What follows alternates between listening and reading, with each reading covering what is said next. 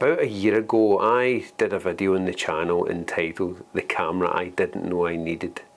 And that camera was the Fujifilm XT3.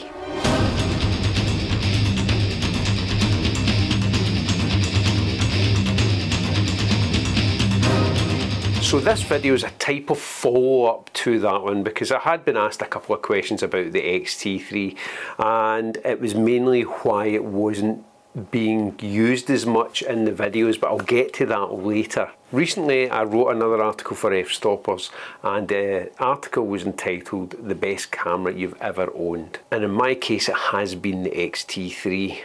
And I'll put a link to the old video here, but if you watch this one through first, it'll make more sense about the camera I didn't know I needed.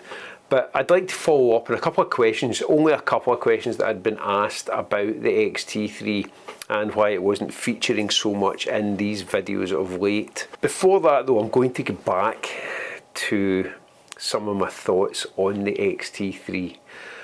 I absolutely loved the camera, and I still do love the camera. I have got no problems with it at all. It's a connection that you get. And I don't know what kind of cameras you use, but I would like to know what kind of camera you use and why it's your favourite camera, whether that's the favourite camera at the time or whether that is one of the best cameras you've ever owned for whatever reason, why it connected with you. And for me, the XT3 was that camera.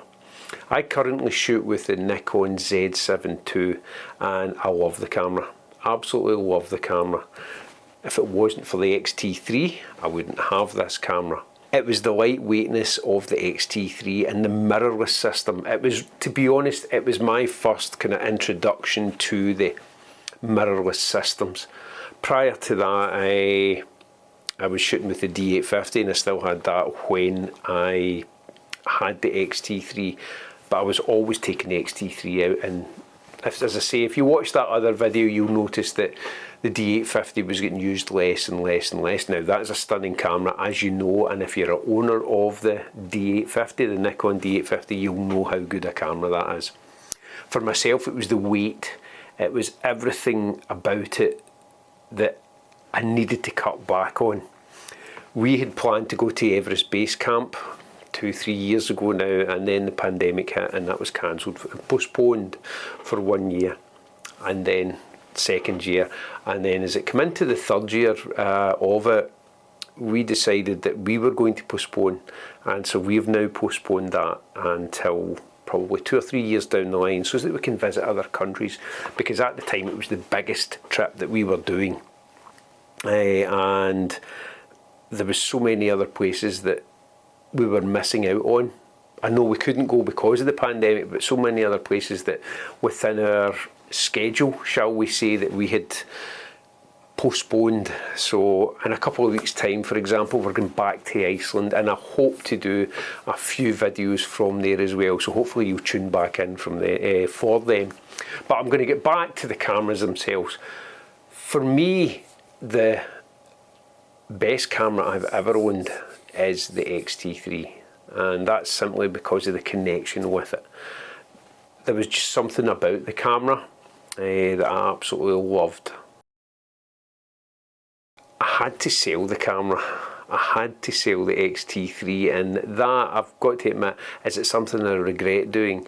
Yes and no. And yes, because I absolutely loved the camera. It was so exciting to use. Everything about it was exciting to use. I haven't tried the XT4, I've got to admit, but I loved the silver and black aesthetics of the XT3 as well.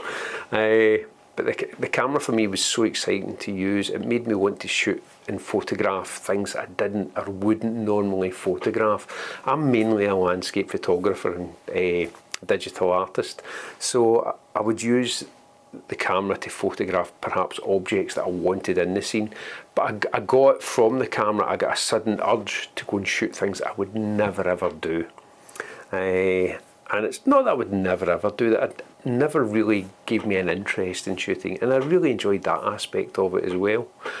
As I say, I've moved on to the Z72 now, and I had to sell the XT3. to get my current setup, so that's why it doesn't feature in any of the videos currently. But that doesn't mean it's not going to feature in videos in the future. As I say, I don't regret selling it. I needed to sell it. I needed to sell quite a lot of my equipment, basically practically everything, to get the Z72. I loved the fact that I was introduced to the mirrorless system really by the XT3, and loved how good it was. For me personally, I loved the images that came from the XT3. I loved everything about them. The clarity, the colour. I absolutely love the Fuji colour space. There's just something about it. But if you see something and you know that you like it, that's it. That's where it all clicks, and that's where it all works.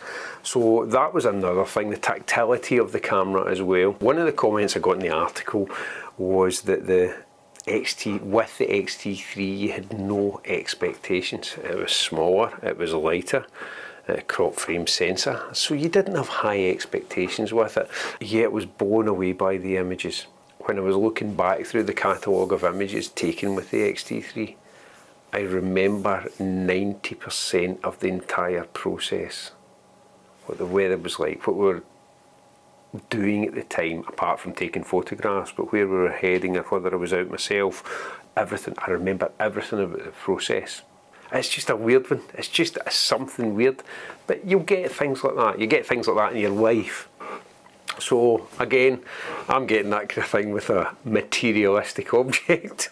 Unimportant, but nice to look back on. Really, really nice to look back on. It has its faults, don't get me wrong, but I had no expectations. I had no expectations with the camera at all. But yet, it produced images and memories that I did not expect. So I think that's probably why the connection came about. I don't know, it's unexplainable. But what I would love to hear from you is, what was your favourite camera, or what is your favourite camera, and why? That would be great to hear. And if you can be bothered, please put it down below in the comments. I might not be able to reply to everyone because things are a wee bit busy just now, but if I do, I definitely will read them all, because I loved hearing about different cameras and different lenses and everything that people had a connection with. Whether that was from the technical point of view, the right camera and lens for the job, or whether it was just that some people it just felt right, and other people it'd be whether they got a sharp image or they just got an image that they connected with because they already had a connection with the camera.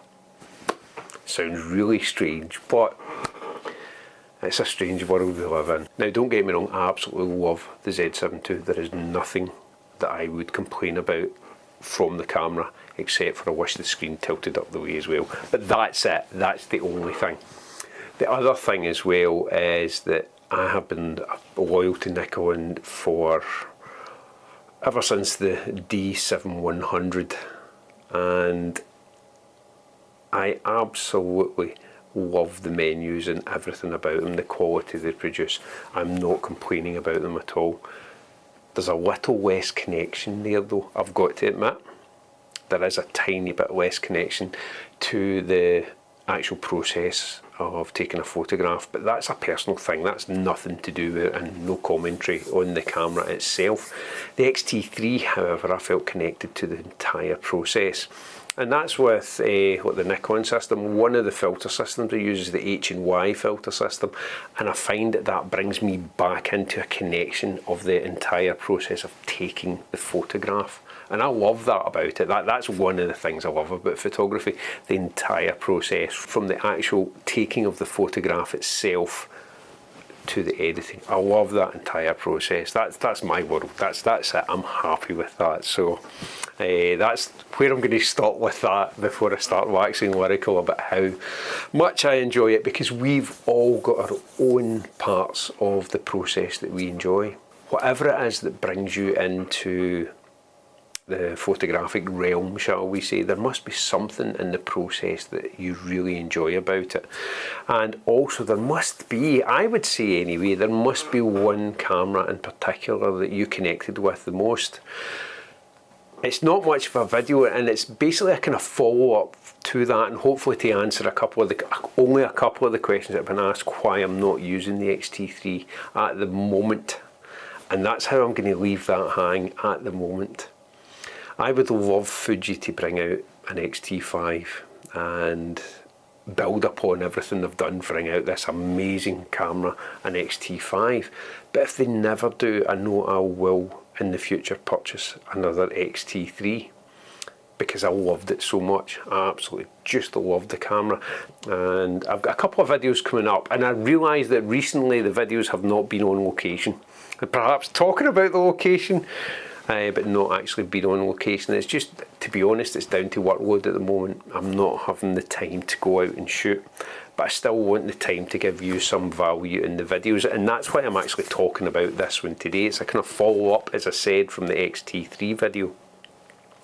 I would love to know in the comments below what your favourite camera has been and why. That's the main thing. Why has it been your favourite camera? You know, mine has been the XT3. What's yours been? If you've enjoyed this self-indulgent video about me talking about how much I loved the Fujifilm XT3, please check out some of the other videos in the channel as well. There may be something there that you enjoy. As I mentioned earlier in the video, we are heading to Iceland in a few weeks' time, so perhaps there won't be any videos for a couple of weeks, but I'm hoping to make some videos there of the trip. I've got my plans in my head, but as you know, plans don't always go to plan, so we'll wait and see how they turn out. Thanks again for watching, take care, and I'll see you in the next video.